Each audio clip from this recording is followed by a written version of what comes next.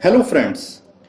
मैंने YouTube पर ही एक नेचुरोपैथी के पॉपुलर डॉक्टर और एक आयुर्वेद के ज्ञाता इनके कुछ वीडियोस देखे हैं। मैंने नोट किया है कि मिल्क और मिल्क प्रोडक्ट्स के बारे में इनकी राय एक नहीं है। अगर आप भी YouTube पर नेचुरोपैथी और आयुर्वेदा के वीडियोस देखते हैं तो आप ज़रूर समझ गए होंगे कि मैं यहाँ डॉक्टर विश्वरूप चौधरी और राजीव दीक्षित जी के बारे में बात कर रहा हूँ। हम मिल्क के टॉपिक पर गौर करें तो मुझे वास्तव में इन दोनों के ही मिल्क के बारे में कॉन्सेप्ट सही लगे। पर ये दोनों ही सही कैसे हो सकते हैं? डॉक्टर विश्वरूप तो मिल्क के अगेंस्ट है और राजीव दीक्षित जी मिल्क के फेवर में। तो यहाँ पर अब हमें एक थर्ड कंसेप्ट की ज़रूरत है जो इन दोनों की मिल्क के बारे में ओपिनियन को एक कॉमन ग्राउंड पर ला सके। इस वीडियो में मैं आपके सामने वो थर्ड कंसेप्ट लेके आ रहा हूँ।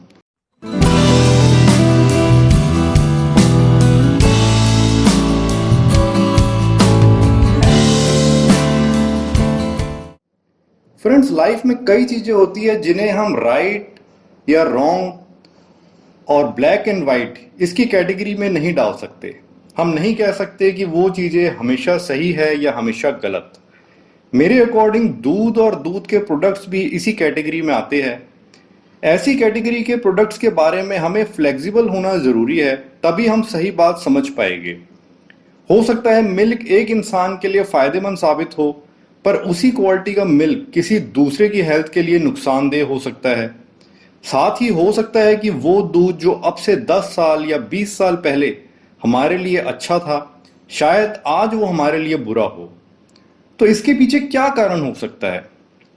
एक तर्क ये हो सकता है कि अब दूध पहले जैसा प्योर नहीं है, उसमें मिलावट है, या अब गाय और भैंस को ज़्यादा दूध देने के लिए इंजेक्शंस लगाए जाते हैं, इसलिए अब दूध कई लोगों को नुकसान करता है। ये तर्क अपनी जगह सही है, पर जैसे मैंने आपसे कहा कि दूध के बारे में हमें रिजिड नहीं बल्कि फ्लेक्सिबल होकर सोचने की ज़रूरत है। मेरा मानना है कि एक ही प्रकार का दूध जो एक इंसान के लिए गुड पर दूसरे के लिए बैड साबित हो सकता है, इसके पीछे एक प्रमुख कारण है ह्यूमन डाइजेस्टिव सिस्टम।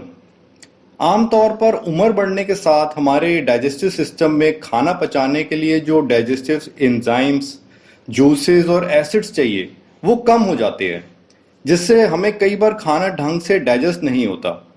फिर जो भी खाने पीने की चीज़ हमारा डाइजेस्टिव सिस्टम समय पर पूरी तरह पचा ना पाए, उससे बॉडी में टॉक्सिन्स जमा होते हैं। ये बात मिल्क के केस में पूरी तरह फिट बैठती है। दूध और दूध के प्रोडक्ट्स में लैक्टोज नाम की एक अलग प्रकार की शुगर होती है। इस लैक्टोज को डाइजेस्ट करने के लिए हमारा डाइजेस्टिव सिस्टम लैक्टेज नाम का एंजाइम प्रोड्यूस करता है। ये एक मेडिकल फैक्ट है कि न्यूबॉर्न बेबीज में पहले 2-3 साल तक लैक्टेज एंजाइम सबसे ज़्यादा प्रोड्यूस होता है। इससे ये भी पता चलता है कि प्रकृति ने मिल्क को ही एक न्यूबॉर्न बेबी का प्रमुख आहार बनाया है। फिर जैसे जैसे एक बच्चा दूसरे प्रकार का खाना स्टार्ट करता है, तो ये लैक्टेज एंजाइम की प्रोडक्शन अपने आप पहले से कम हो जाती है। पर आमतौर पर एक इंसान की लाइफ में पहले 18 से 20 साल तक अच्छी रहती है। ये भी यहाँ ये दर्शाता है कि प्रकृति ने जिस प्रकार इंसान का शरीर बनाया है, उसके अनुसार एक इंसान को पहले 18 से 20 साल दूध और दूध के प्रोडक्ट्स अपनी डाइट में लेने चाहिए। इसके बाद इंसानों में हमेशा ही लैक्टेज एंजाइम की प्रोडक्शन कम होती देखी गई है, जिससे उन्हें ज़्यादा दूध पीने पर गैस बनना, डायरिया, कॉन्स्टिपेशन और इंडाइजेशन जैसी प्रॉब्लम महसूस होती है। किसी को मिल्क से प्रॉब्लम 20 की उम्र के बाद, किसी को 30 के बाद, किसी को 40 के बाद महसूस होती है, तो किसी को बुढ़ापे में भी कोई प्रॉब्लम महसूस नहीं होती। दूध का एक अच्छा विकल्प है दही। ऐसा इसलिए क्योंकि दूध जब दही में बदलता है तो इस प्रोसेस में लैक्टोज नाम की शुगर लैक्टिक एसिड में कन्वर्ट हो जाती है।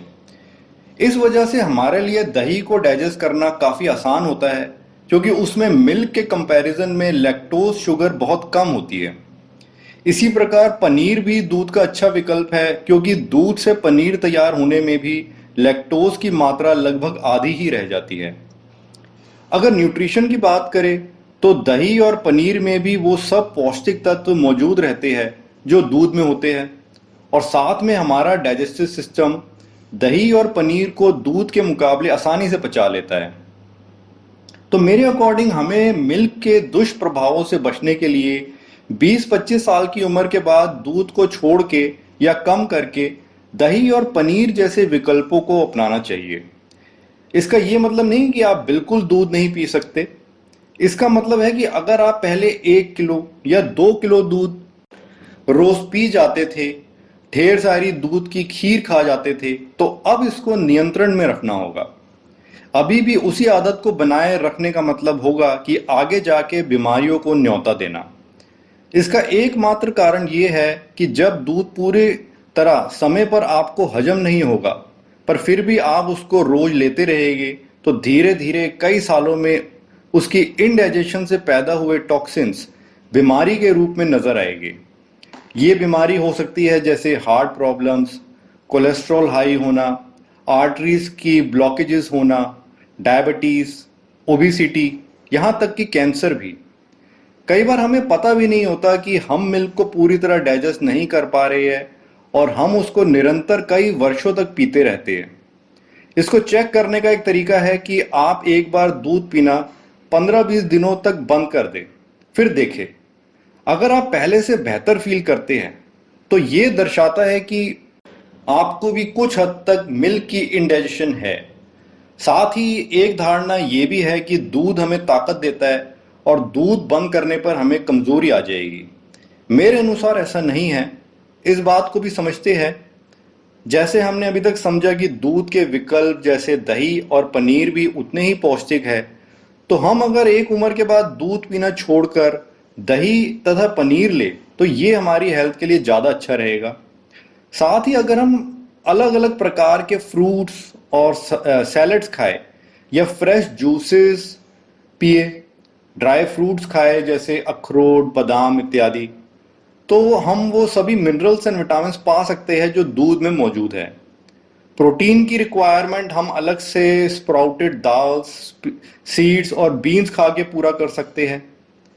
एक और डर लोगों को होता है कि दूध छोड़ देने पर हड्डियां कमजोर हो जाएगी क्योंकि बॉडी को कैल्शियम नहीं मिलेगा।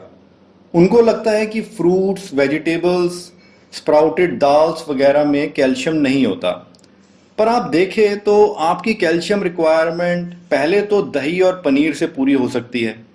साथ ही आपको जान के आश्चर्य होगा कि कुछ नॉन डेयरी फूड प्रोडक्ट्स में भी कैल्शियम अच्छी क्वांटिटी में होता है। ये नॉन डेयरी प्रोडक्ट्स है जैसे बादाम, सीड्स, ऑरेंजेस, पालक, स्ट्रॉबेरी, पाइनएप्पल, पपीता इत्यादि। इन सब में भी कैल्शियम बहुत अच्छी मात्रा में होता है। दोस्तों, अगर आप दूध के प्रोडक्ट्स कम लेते हैं या इस वीडियो को देखने के बाद आप ये फैसला करते हैं कि आप दूध और दूध के प्रोडक्ट्स कम लेंगे, तो सबसे पहले तो आपको ये भी ध्यान रखना है कि आपको एलोपैथिक दवाई वाले कैल्शियम सप्लीमेंट्स नहीं लेने। उनका नुकसान ये है कि वो ईजिली डाइजेस्ट नहीं होते, उनका जो कैल्शियम होता है, और एब्जॉर्ब नहीं होता आपकी बॉडी में, और पथरी होने का चांसेस काफ़ी ज़्यादा रहते हैं और उतना फ़ायदा भी नहीं होता। मैं आपको एक बहुत अच्छा आयुर्वेदिक प्रोडक्ट बताऊंगा जो कैल्शियम का बहुत अच्छा सोर्स है और पथरी होने का 0% चांस है। उस प्रोडक्ट का नाम है मुक्ता पिष्टी या मोती पिष्टी। ये दोनों एक ही प्रोडक्ट के नाम है, दो अलग अलग नाम, और ये आपको बहुत कम क्वांटिटी में लेना है। मैं आपको इसको लेने का तरीका बता देता हूँ। आप किसी भी आयुर्वेदिक शॉप से जाके 2 ग्राम मुक्ता पिष्टी की ले आए। इसकी 1 ग्राम की, 2 ग्राम की या 5 ग्राम की ऐसे पैकिंग आती है, और ये थोड़ा महंगा भी होता है। 2 ग्राम का ये आपको 200-300 रुपये का पड़ेगा। फिर उस 2 ग्राम मुक्ता पिष्टी पाउडर को आप 500 ग्राम शहद की शीशी है उसमें आप मिक्स कर दीजिए अच्छी तरह, और रोज उस शीशी में से 1 चम्मच शहद आप लीजिए। तो ये आपकी जो शीशी है 1 महीने में लगभग ख़त्म हो जाएगी। फिर 1 महीने का आप गैप दीजिए, और इसी तरह से आप इसको रिपीट कर सकते हैं 1-1 महीने के गैप पे। तो अगर आप दूध बिल्कुल पीना छोड़ देते हैं, दूध के बाकी प्रोडक्ट्स भी छोड़ देते हैं, पर ये आप अगर लेते हैं मुक्ता पिस्ती या मोती पिस्ती इस तरीके से, तो कैल्शियम की डेफिशिएंसी आपको बिल्कुल नहीं हो सकती। ये बहुत अच्छा एक आयुर्वेदिक प्रोडक्ट है कैल्शियम डेफिशिएंसी के लिए। तो दोस्तों, अब आप समझ गए होंगे कि अगर कोई बुढ़ापे तक भी दूध लेता रहे और उनको दूध पूरी तरह डाइजेस्ट हो, तो वो लोग अपनी जगह सही है। पर अगर कोई दूध को ना पीने का फैसला करे, तो वो भी अपनी जगह सही है। ये सारा खेल मिल्क के डाइजेस्ट होने का है, जो मिल्क को गुड या बैड बनाता है।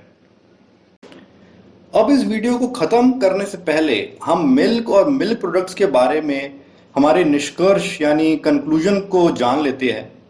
पहला कंक्लूजन है कि दूध छोटे बच्चों के लिए बेहद जरूरी है। ये उनका प्रमुख आहार है, खास तौर से पहले 2-3 सालों तक। फिर इसके बाद टीनेजर एज तक भी अपनी बॉडी की अच्छी ग्रोथ और न्यूट्रिएंट्स की पूर्ति के लिए दूध हमें लेना चाहिए। दूध 18 से 20 साल की उम्र तक लेना चाहिए। फिर हमारा तीसरा निष्कर्ष है कि 30 साल की उम्र के बाद दूध इंसान के लिए अनिवार्य नहीं है। तो 20 साल की उम्र के बाद जब भी आपको ऐसा महसूस हो कि अब दूध पीने में आपको इंडाइजेशन होती है, तो दूध कम करके या बंद करके दही की लस्सी बना के पीना शुरू करें और पनीर की सब्जियां खाएं। हमारा चौथा निष्कर्ष है कि लाइफ में इस स्टेज के बाद आपको कभी भी लगे कि अब आपको मिल्क के बाकी प्रोडक्ट्स जैसे दही, पनीर वगैरह भी डाइजेस्ट करने में दिक्कत हो रही है, तो आप इनको भी कम कर सकते हैं या छोड़ सकते हैं। और दूध में मौजूद सारे न्यूट्रिएंट्स आप fruits, salads, juices, vegetables, seeds और ड्राई फ्रूट से प्राप्त कर सकते हैं। लाइफ में आगे चल के दूध और दूध के प्रोडक्ट्स बंद करने पे आपको कहीं कोई कमजोरी नहीं आएगी और साथ ही लॉन्ग रन में आपकी हेल्थ के लिए भी ये सेफ ऑप्शन रहेगा। तो ये रिजिड सोच ना बनाएं कि दूध तो बहुत अच्छी चीज है, हमारे दादा तो 90 या 100 सालों तक लेते रहे हैं, तो हम भी ले सकते हैं। जरूरी नहीं कि जो बात उन पे सही साबित हुई वो आपके केस में भी सही साबित हो। So be flexible about milk and remember two things.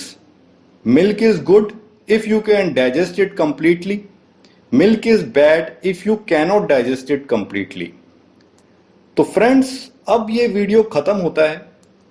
I hope milk और मिल्क प्रोडक्ट्स के बारे में इस वीडियो में बताए थर्ड कंसेप्ट से आपकी कंफ्यूजन दूर हुई होगी। आप मिल्क और मिल्क प्रोडक्ट्स के बारे में इस वीडियो में बताई बातों को फॉलो करें और अपने एक्सपीरियंसेस हमसे शेयर करें। Okay, bye friends.